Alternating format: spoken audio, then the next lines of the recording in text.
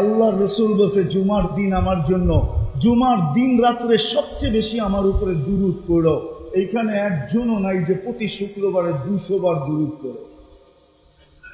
পড়েন? রাগ হয় না কিন্তু, পায়ে হাত রাখি, 200 বার পড়েন না, 200 বার। বলছিল তো সবচেয়ে বেশি দুরূদ পড়ো আমার উপরে। রাগ হয়েন না, পায়ে হাত রাখি, আপনার বিরুদ্ধে না, আমি আমাকে বিরুদ্ধে মনে করেন না, আমি কাউকে খোঁচা দিতে আসি না। পায়ে হাত রেখা বলতেছি 200 বার দুরূদ পড়েন না শুক্রবারে।